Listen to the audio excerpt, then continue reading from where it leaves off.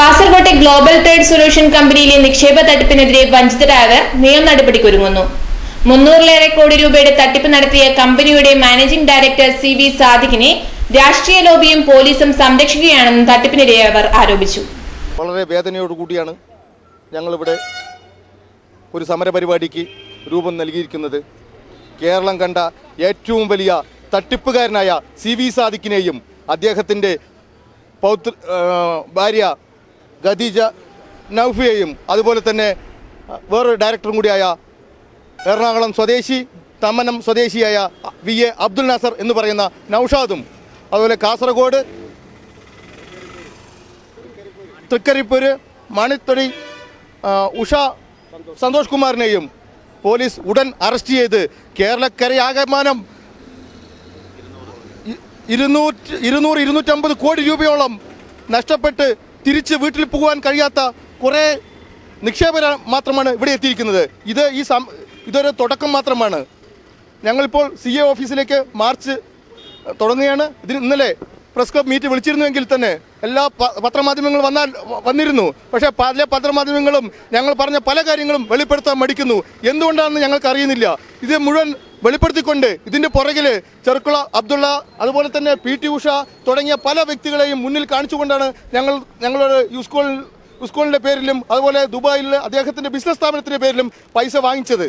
ഈ പൈസ തിരിച്ച് ചോദിച്ചപ്പോൾ കഴിഞ്ഞ ജൂൺ മാസം മുതലാണ് ഞങ്ങൾക്ക് ഈ തട്ടിപ്പ് ആണെന്ന് മനസ്സിലായി. ഈ കഴിഞ്ഞ ജൂൺ മാസം തൊട്ട് ഒട്ടനവധി അവധികൾ പറയുകയും ലാസ്റ്റ് സെപ്റ്റംബർ 15-ാം തീയതി തരാമെന്നുള്ള ഉറപ്പിൻ്റെ പുറത്ത് പണം വാങ്ങിക്കുന്നതിന് വേണ്ടി ഞങ്ങൾ ഇട്ട പണം പലിശയില്ലെങ്കിൽ പോലും ഞങ്ങൾ കൊടുത്ത പണം എങ്കിലും തിരിച്ചു കിട്ടണമെന്ന് പറഞ്ഞുകൊണ്ട് കഴിഞ്ഞ 14-ാം തീയതി ഓഫീസിലെത്തിയപ്പോഴാണ് ഓഫീസ് കഴിഞ്ഞ ചെറിയ പെരുന്നാൾ ദിവസം തന്നെ അടച്ചുപൂട്ടി അദ്ദേഹം കുടുംബത്തോടു കൂടി ദുബായിലേക്ക് പോയിരിക്കുന്നു എന്ന് അറിഞ്ഞത്.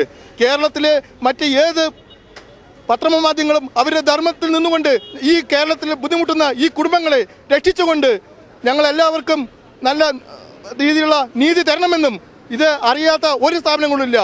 പ്രതിപക്ഷ നേതാവും അതുപോലെ തന്നെ ഉമ്മൻചാണ്ടിക്ക് ഉൾപ്പെടെ എല്ലാ SP ഓഫീസിലും ഇതിനെതിരെ പരാതി കൊടുത്തിട്ടും ഇതുവരെ ഒരു ആക്ഷനും എടുത്തിട്ടില്ല.